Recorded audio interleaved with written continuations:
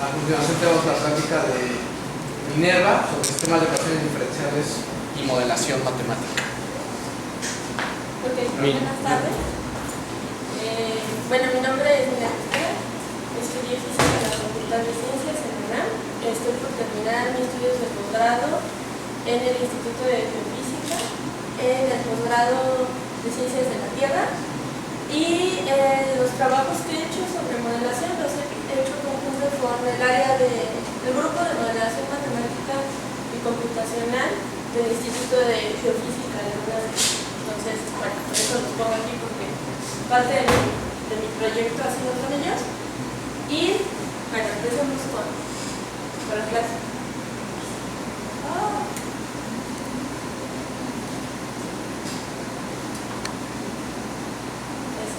Bueno, el contenido de la plática, vamos a dar una breve introducción para qué se usan los modelos de ecuaciones diferenciales parciales,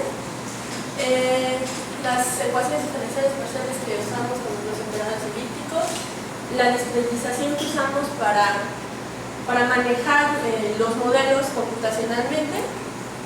Estas discretizaciones, vamos a ver qué son las diferencias químicas en una dimensión, en dos dimensiones, los métodos numéricos que usamos para resolver dichos sistemas de ecuaciones, algunas otras discretizaciones que también se utilizan en el medio del ámbito de modelación, algunos ejemplos y los objetivos reales de hacer todo este proceso, ¿no?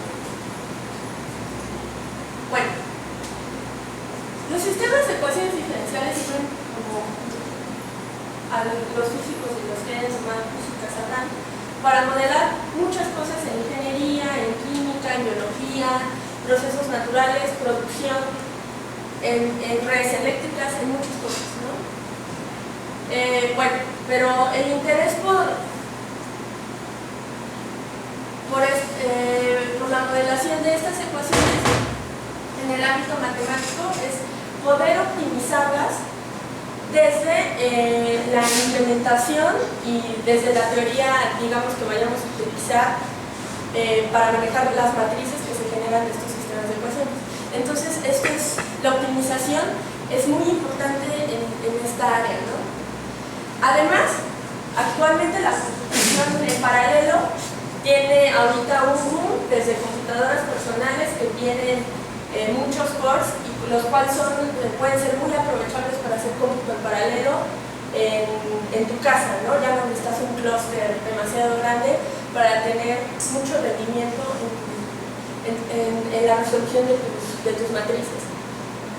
Además, es la computación de paralelo optimizada con funciones básicas, librerías avanzadas y lo importante, ¿no? El tratamiento de la estructura de la matriz, que creo que es de las formas más básicas en donde se puede empezar a optimizar el uso y los recursos de la modelación.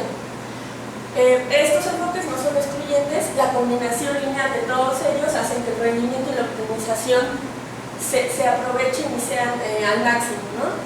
El cómputo de alto rendimiento es lo que hoy está en punta, no solo el saber programar al hacer un modelo, sino hacerlo lo más óptimo posible, lo más pequeño, lo más compacto y que corra en la computadora más, ahora sí que más útil, ¿no? De nueva generación.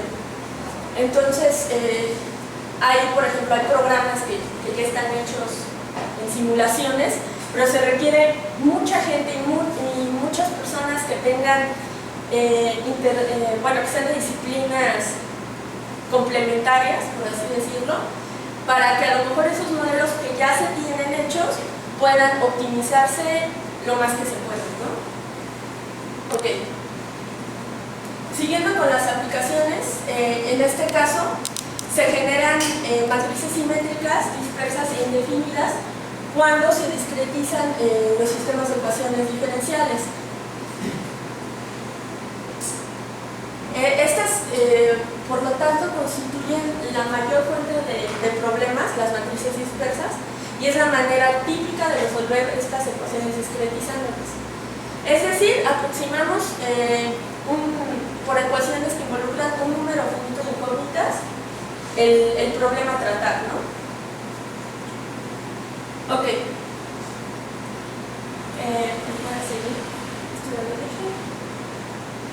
Entonces, ¿qué tenemos físicamente cuando queremos tratar un problema? En este caso, podemos tener dos tipos.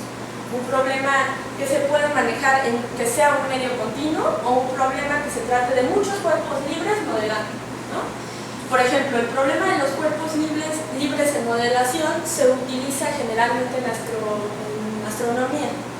¿Por qué? Porque generalmente al tratar galaxias, las galaxias las vemos como objetos, como millones de objetos libres que se están dejando llevar por cierta gravedad y por ciertas influencias de otras estrellas también gravitacionalmente. Pero en este caso, y lo que vemos mucho en el Instituto de Geofísica, es modelar un medio continuo. Entonces, en este caso, el medio continuo lo vamos a localizar en un dominio omega y también va a tener una frontera que le vamos a llamar gamma y lo vamos a localizar. En este caso es un dominio bidimensional, es acotado, abierto en R2, donde x1 y x2 son variables espaciales. Entonces, teniendo la ecuación de Poisson para estas variables en el dominio omega, ¿no? Es como vamos a definir un problema. ¿Por qué la ecuación de Poisson? Porque es una de las ecuaciones más usadas. ¿Qué debe de cumplir la ecuación?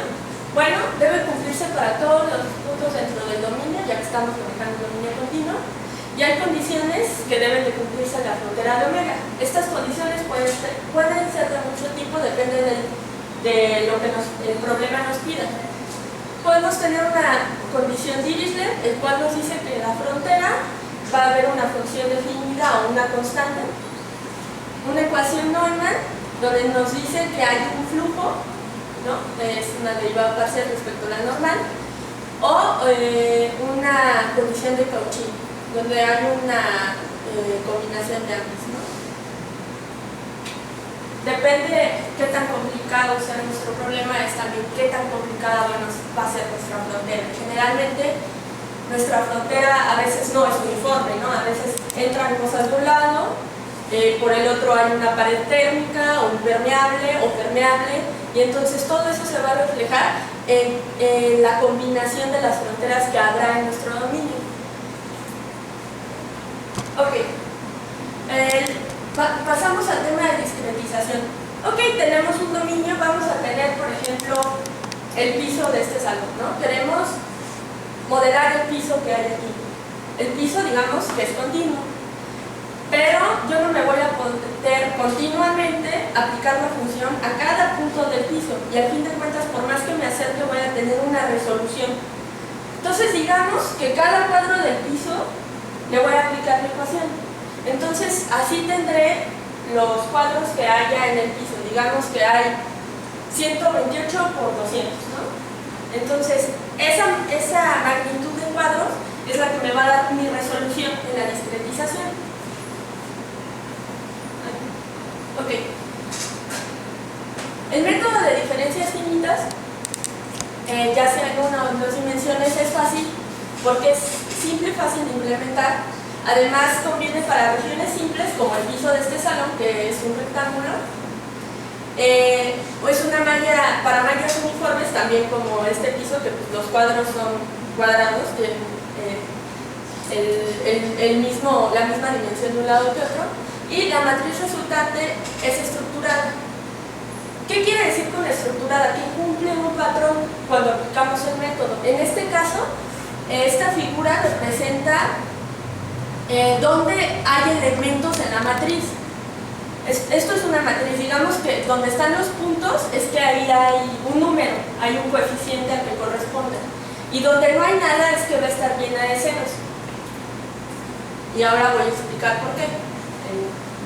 Bueno, para problemas de coeficientes constantes hay un número de solucionadores rápidos de Poisson que nos van a permitir resolver esa matriz que acabo de enseñar de una forma, en pocos pasos. En este caso, en un tiempo logarítmico, donde n es el número total de puntos discretizados, que en el caso de nuestro piso representaría cada cuadrito.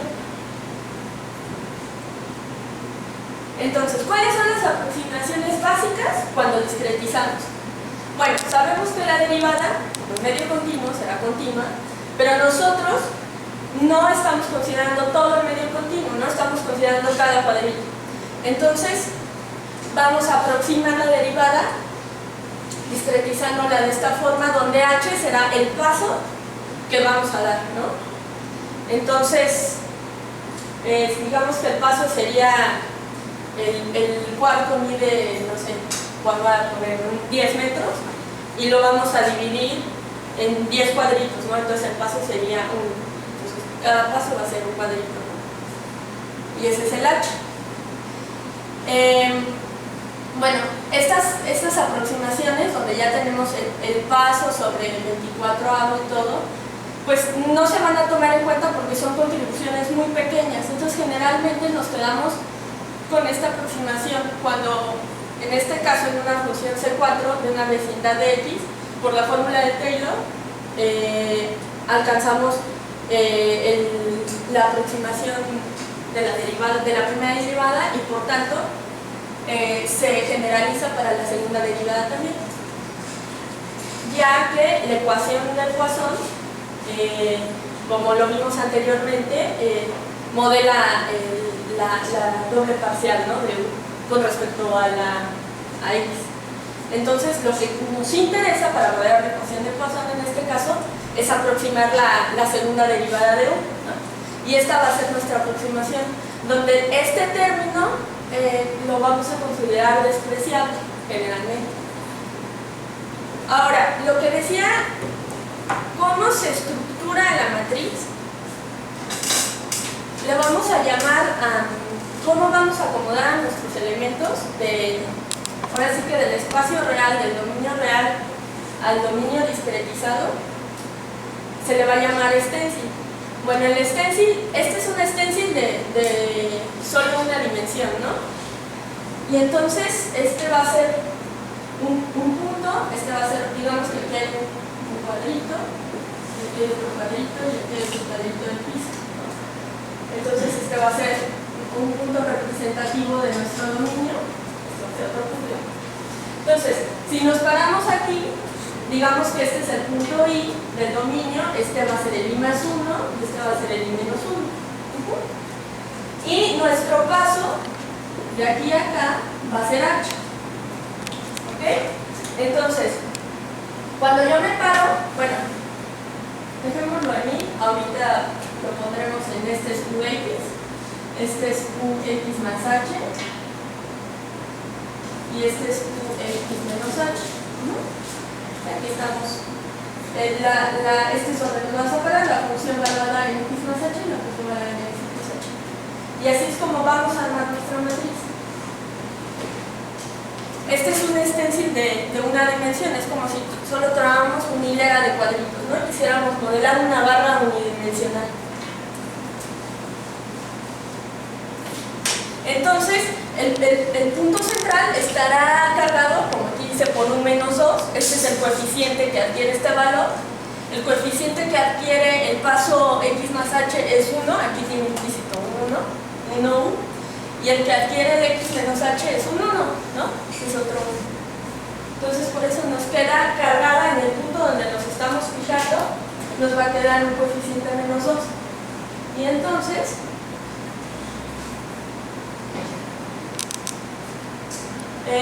cuando hagamos las derivadas en primer y segundo orden, ya vimos que es necesario a veces aproximar para la ecuación de Poisson.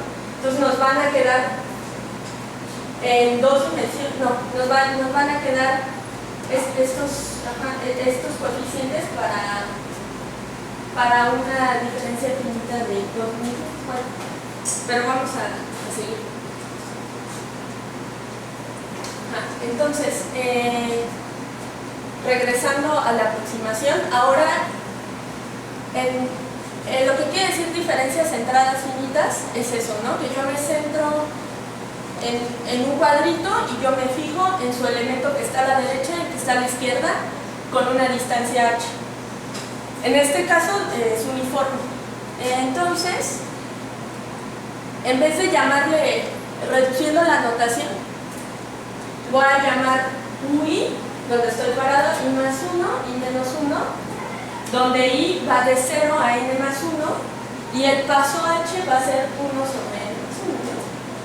Y N va a ser el tamaño, el número de cuadritos que tenemos. Entonces, digamos que la matriz que se va a formar de ese sistema de ecuaciones definido por AX igual a F, A va a estar formada por 1 sobre H cuadrada de nuestra fórmula,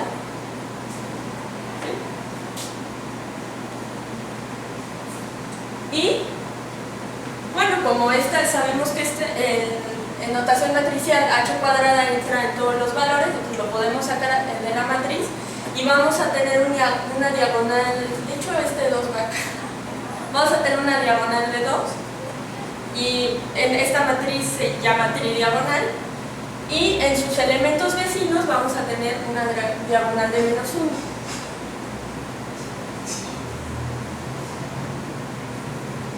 Entonces, retomando la ecuación de Poisson, y en el caso bidimensional, ahora digamos que no tenemos una barra de cuadritos, ¿no? Tenemos el piso.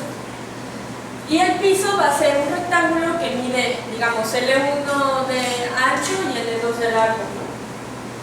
Y tomando el producto cruz vamos a tener toda la dimensión del piso. Entonces digamos que tenemos en la dirección X más 1, N1 más 2 puntos en esta dirección y N2 más 2 en esta otra, ¿no? No necesariamente es un rectángulo, no es un cuadrado, entonces son distintos N1 y N2. Ok, eso es cómo armamos el dominio. Ahora, aquí está